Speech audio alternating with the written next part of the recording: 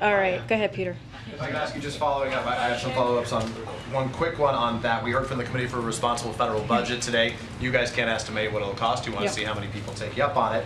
But they estimate cancellation will eliminate about $550 billion in federal student loan debt. They say, however, we project that the overall amount of outstanding federal student loan debt will return to $1.6 trillion, its current level, within 5 years. So is the president committed to doing this again, or is this just a one-time deal? You're asking me about a hypothetical that I don't. Well, I don't. I guess I'm asking. Let's not be so specific. If that's a hypothetical. They say this nonpartisan organization says it's just going to go back up again. So is the president okay with this just being like a temporary relief thing, and then it's okay, and taxpayers will I mean, pay it is a little bit of a hypothetical. You started off asking me the question that we don't know what the number is, which we don't. We have to see what in order to for me to fully answer that question. Does the White House believe that it will not go up again, that the federal student loan debt will not go up again, and that the ideas that the ambassador yesterday presented will stop the rising cost of college, and that debt will not continue to rise? So look, when we talk about the rising cost of college, and I know this question, and you're talking about tuition.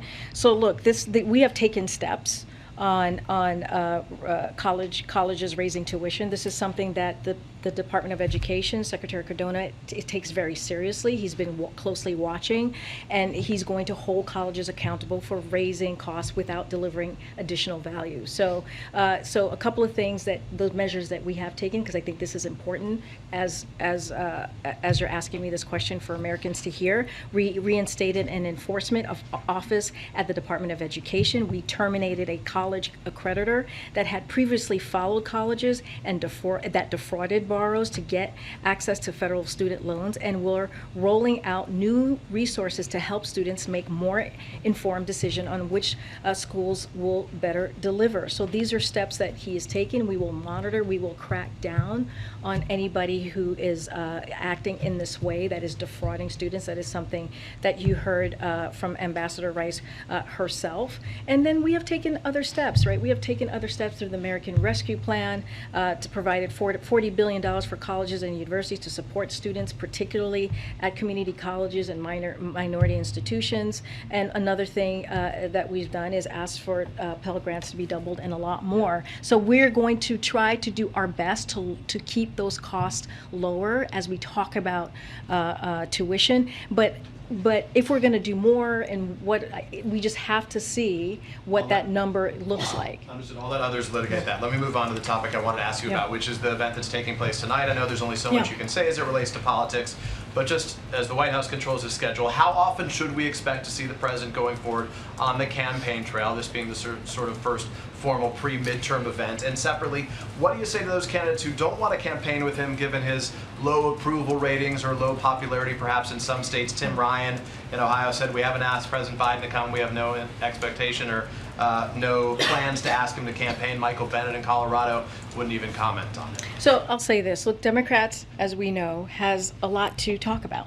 They have delivered for the American people, and especially as we've seen the last couple of weeks. Again, the Inflation Reduction Act. You think about the burn pits that's going to expand services for veterans who have put their lives on the line for our nation, which is incredibly important. You think about the CHIPS Act. We just talked about what an executive order that the president signed to really make sure that gets implemented in a responsible way, and also the CHIPS.gov went live. We have a list of things, let's not forget the bipartisan infrastructure law, all historic pieces of legislation that we are going to go out there and make sure that the American people are aware. We put out a memo, as you all know, a couple weeks ago talking about that particular specific thing. I can't get into politics from here, as you know very well, but Peter. It's not politics. Well, no, you asked me. You control his schedule. No, but you asked me. But you specifically asked me how much is he going to get out there to campaign. I can't. But the White House does control his schedule. Wait. No? I'm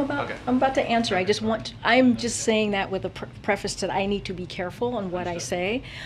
Look, the president loves to go out there and meet with the American people.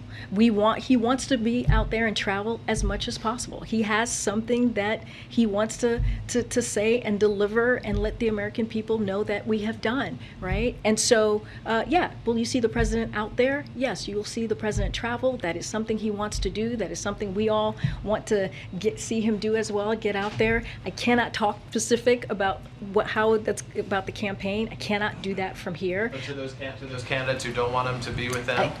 Again, we have something, Democrats, especially the work that congressional Democrats have been. I guess the president just accept that and says it's part of the deal? Look, the president appreciates working with a lot of some of the members. Some of them are elected officials in their own state. He has good relationships with them. He talks to some of them really regularly. And you'll hear a lot more from the president tonight. I just want to be really careful, Peter. So as you know, we are trying to be respectful of the Hatch Act here. But again, we believe that Democrats have a lot to sell. We have done a lot to deliver for the American people. And we are happy to contrast what we have done against our congressional Republicans. And that's what you're going to hear from the president. Thank you. Okay. Good. I'll come to the back.